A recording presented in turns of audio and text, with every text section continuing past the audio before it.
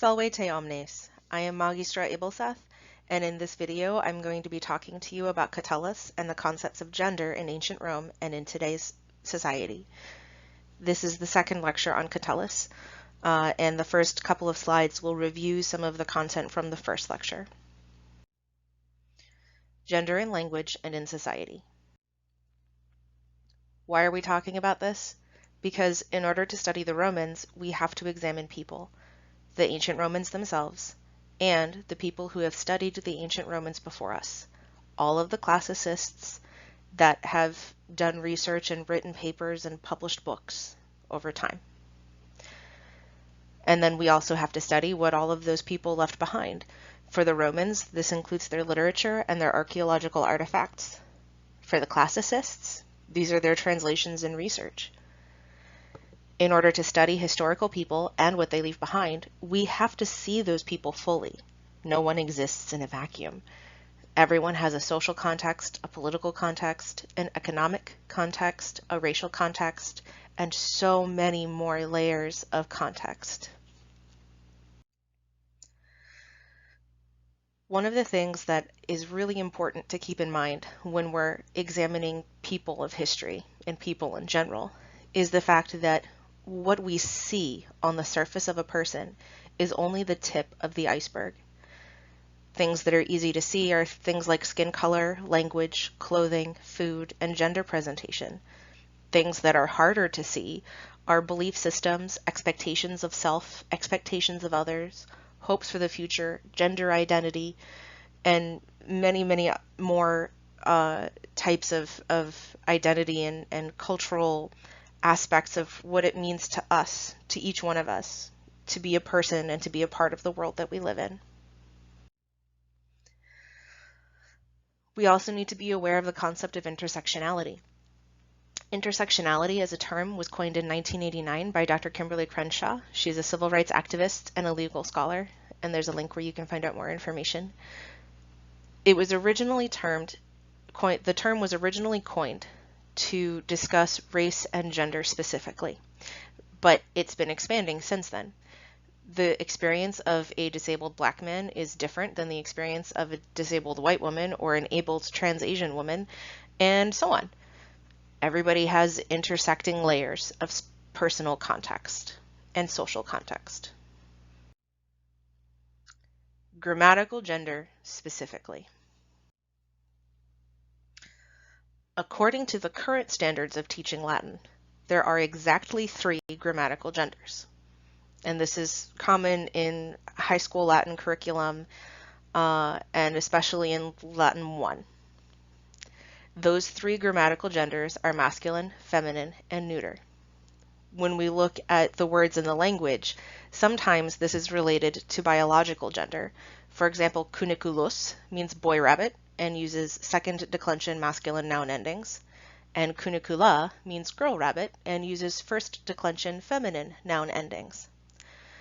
However, sometimes this has nothing to do with biological gender, because navis means ship or boat and is grammatically feminine, even though physical boats have no biological gender. Alveus means cargo ship or the cargo area of a ship and is grammatically masculine, even though physical boats and their cargo holds have no biology. I haven't seen a boat procreate. The thing about gender is that the Romans didn't even agree on how it worked in their own language, and it changed over time. Some highlights from that article that I linked to on the last slide. Aristotle, ancient Greek, in the 400s BCE, said there were only 3 genders, and they had nothing to do with physical objects and everything to do with language and grammar structures. Dionysius Thrax, another Greek, from the 200s BCE, said that there were 5 genders: feminine, masculine, neuter, common, and communal. Varro, during the same time period as Julius Caesar, said that nouns can have 1 gender for their form or their expression. He used the word figura, and a different gender for their identity and definition, and he used the word materia. For example, some first declension nouns that have first declension feminine endings, but they're masculine words, Adjectives that describe them have to be masculine. Pirata, pirate, agricola, farmer, nauta, sailor, and there's about 6 to 10 more, I think. But you wouldn't say bona pirata, good pirate. You would say bonus pirata, good pirate, assuming that the pirate in question is a man. Here's a quote from that article. Varro explains the distinction as being like a man who wears feminine clothing or a woman in masculine clothing. So grammatical gender, according to Varro, was determined by linguistic culture and how people perceive the world. As cultural perceptions change over time, so did grammatical expectations surrounding noun genders. Here's another quote from the article. As an example, Varro writes that the word dove, colomba, was once communal in gender, but that after doves were domesticated, the males and females began to take on new roles, and the word's gender then changed to reflect that differentiation, columba and columbus. I'm sure that there is more research to do on this question about doves specifically and the domestication of them, and whether or not the behaviors of doves actually changed in domestication, or whether it was that the Romans were able to observe their differences in behavior because of domestication. Anyway, to a certain extent, all of this grammar stuff is really about perception. It's about describing the world that we live in and understanding the world that we live in based on how we perceive the world that we live in. Now let's talk about gender binary in ancient Rome. Gender binary is when there's two genders, masculine and feminine, and that's kind of it. And everything has to happen within that concept of these two, I don't know if I want to say opposing necessarily, although in certain cultures, there is a layer of antagonism between them sometimes. But it's binary, so there's two genders. The Romans were misogynistic, and so were the Greeks.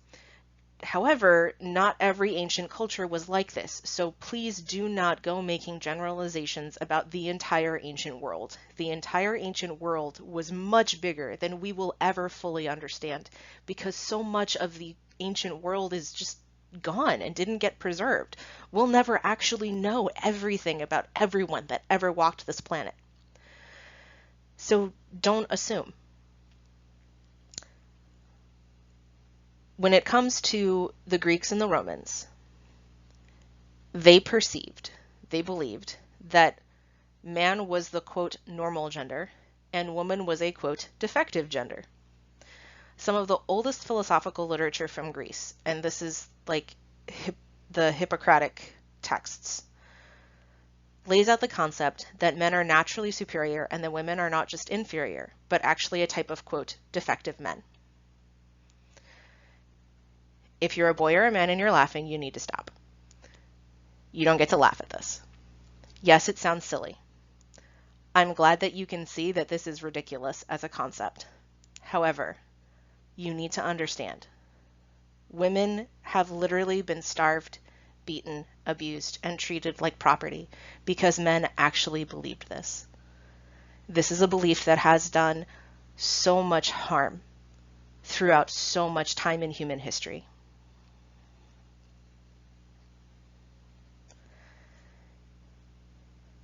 This is a concept that continues to do harm today.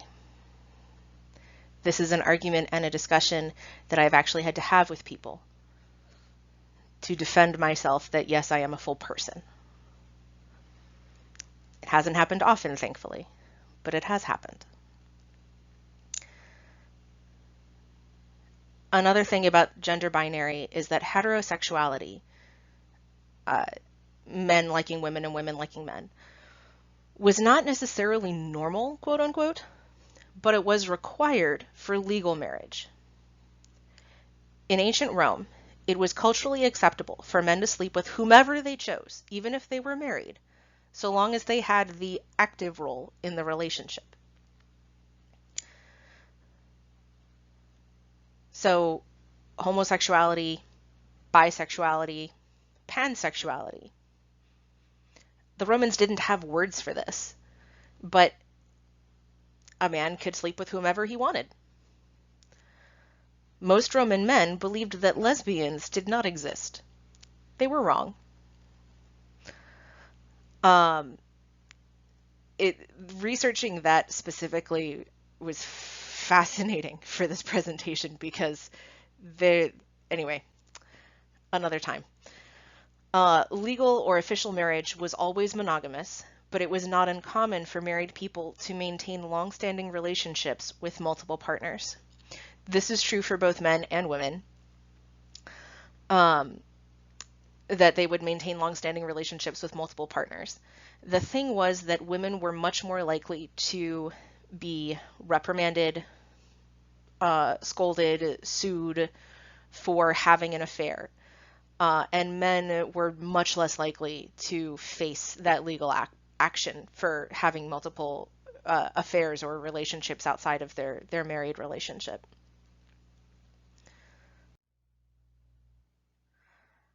All right, Catullus and Lesbia and gender. Lesbia, let me talk about her name real quick. The word lesbian in English, meaning a woman who loves another woman, comes to us from the name of an island in ancient Greece. The name of that island is Lesbos. This was not an island where only lesbians lived. This was an island where one specific bisexual woman lived. Her name was Sappho. She was a Greek poet, and she wrote about her love relationships with men and with women. Our modern word lesbia is derived from the experiences that Sappho had on the island of Lesbos. Catullus is calling his girlfriend Lesbia in reference to Sappho, not in reference to her sexuality, in reference to a poet that Catullus admired. Catullus did not have a concept of lesbians in the same way that we have it today. Catullus the emotional man and Lesbia the ruthless adulteress. In his poetry, Catullus depicts himself as the active partner in pretty much all of his relationships, and he has relationships with women and he has relationships with men.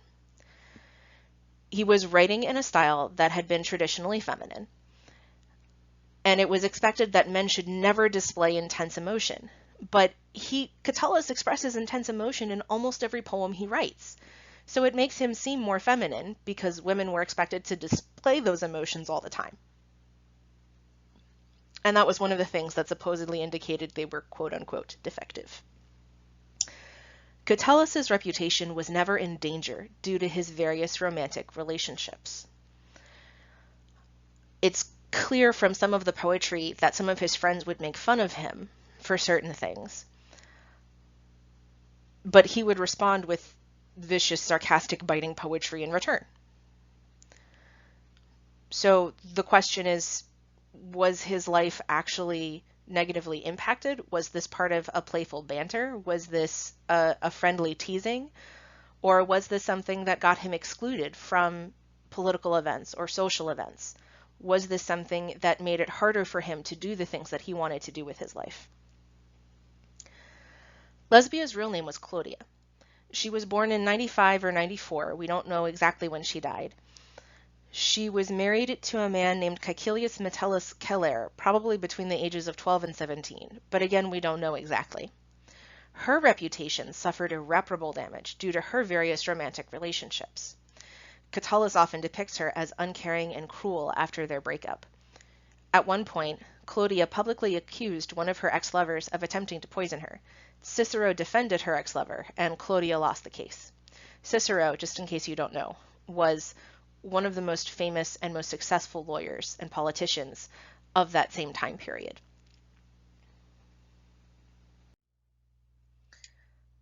Degrees of toxicity. Catullus's Lesbia poems are scattered throughout his entire work. As far as we can tell, they're not in chronological order, but we know that the whole collection of poetry is not in chronological order. We don't know who arranged it, the way that it is now. We don't know why they arranged it the way that it is now. And we may never have answers to those questions. There's what actually happened historically and what makes sense chronologically versus what Catullus says and the order that he says it in and how he says that it happened. If we could read Lesbia's version of the relationship, it would probably be completely different. Here are several possible ways to read or interpret their love story. You could say Catullus was a misogynistic man and an abusive partner who gaslit his girlfriend continuously, even after their relationship ended. You could say that Lesbia was a cruel, uncaring woman who abused her male lovers and gaslit them continuously, even after their relationship ended. You could say both of them were terrible people who abused each other and gaslit each other all the time and couldn't always figure out if they were actually together or not.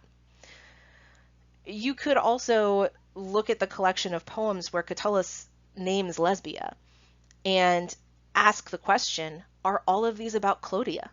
What if he's just using the word Lesbia for the girlfriend of the day, and it's a different woman in some of the poems? There are also some poems where he talks about a puella, a girl or a girlfriend, and he doesn't name her. And many scholars attribute those poems to the Lesbia poems, but Catullus didn't name her specifically. In theory, maybe, there's another woman, there's another girlfriend in here.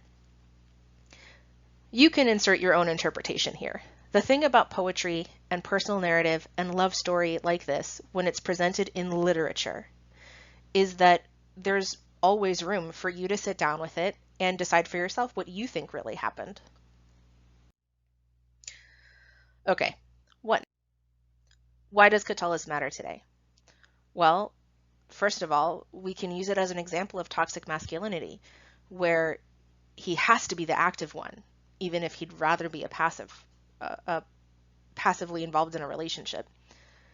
And it requires that he be aggressive, not just assertive, but aggressive. It requires that he repress all of his emotion, and it requires that he think logically instead of making decisions based on how he feels about something. It requires that he make a show of strength and a show of power, but it's also clear from Catullus's poetry that these aren't the best ways for him to go about living his life. He has emotions, and he wants to express them, and he wants to have room to feel them. Similarly, we can see an example of toxic femininity, where being the passive one is required, where it's about being quiet and obedient, where Lesbia and the other girls and women in Catullus's poetry are rewarded for being quiet and obedient and doing what's expected and reprimanded for not. If these women are assertive, they're perceived negatively and socially penalized, but men are socially rewarded for the same or similar behavior. Expressing emotion is appropriate for women, but logical thinking is not expected, and sometimes it's also penalized. There's one poem in particular where Catullus is having a conversation with a friend and his friend's girlfriend. The friend is a man, and Catullus is talking about how he had this elaborate, expensive experience when he was traveling, and his friend's girlfriend is like, oh, hey, can I borrow that super fancy ancient Roman version of a car? And Catullus is like, well, no, actually, I borrowed it, but I felt like it was mine because my friend let me borrow it so much. And then he goes off on how terrible she is for calling him out on his nonsense. And then there's that phrase, no one likes a know-it-all, from Harry Potter about Hermione, who is both intelligent and assertive. So for women, there's this requirement of weakness and powerlessness. Neither one of these things is healthy. They do tend to go hand in hand, although you can see them, like a person can exhibit toxic masculinity without any women in their lives, and a person can exhibit toxic femininity without any men in their lives. But